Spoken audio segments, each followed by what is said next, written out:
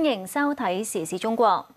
華嘉莎下晝大約5點喺廣東省陽江市海陵島沿海登陸。喺橫過廣東期間，為多地帶嚟惡劣嘅天氣，全省已經疏散咗189萬人。駐廣州記者魯卓敏報導。喺下晝華嘉莎嘅中心，距離陽江市唔夠100公里嘅時候，天氣極為惡劣，樹木燈柱都劇烈搖晃，不時會出現猛烈陣風，想行出室外都會被擊退。呢一間酒店嘅負責人同埋員工就用肉身擋住玻璃門。颱風來的那時候，頂一下，這個效果是最好的。陽江嘅海陵島風高浪急，喺珠海上晝嘅風力最強，樹木劇烈搖晃，橫風橫雨導致能見度極低，海面掀起幾米高嘅巨浪。喺廣州南沙區上晝持續落大雨，風勢增強，有大樹倒冧，市面冷清，大部分店鋪都唔開門做生意。有居民話：今次風勢比以往猛烈，跟上一次的不一樣，上一次的風沒感覺到，這一次風感覺到大，那肯定危險啦！你看那樹、電動車、共享單車都吹倒啦。南沙有屋苑提醒居民關閉好所有門窗，特別係洗手間、廚房等容易遺漏嘅窗戶，確保安全。深圳喺華嘉莎最接近嘅時候，風勢非常之強勁，預料全日都會落暴雨。今次華嘉莎來勢洶洶，廣東省疏散咗189萬人。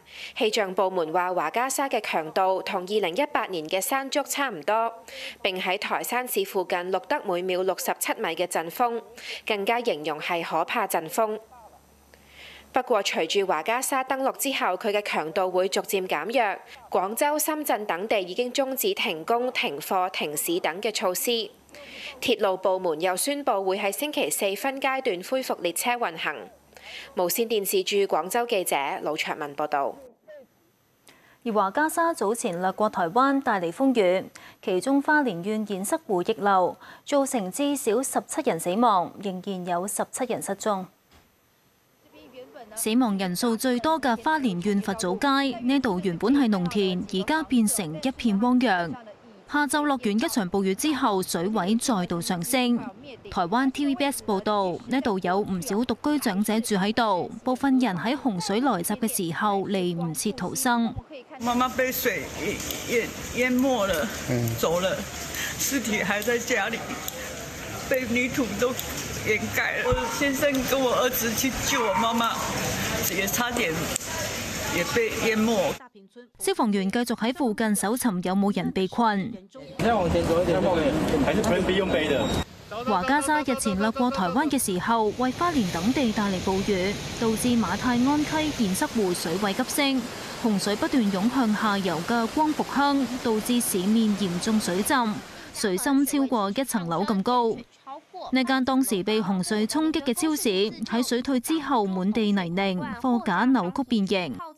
有行動不便嘅民眾義肢似乎損毀，全身泥濘坐喺路邊等待救援，最後由救援人員孭住帶走。新北市、屏東縣、宜蘭縣等地都派出救援人員到花蓮協助救災。喺北京，國台辦發言人陳斌華對不幸遇難嘅台灣民眾表示哀悼，並向遇難者家屬同傷者表達慰問，並希望受災民眾早日恢復正常生產生活秩序。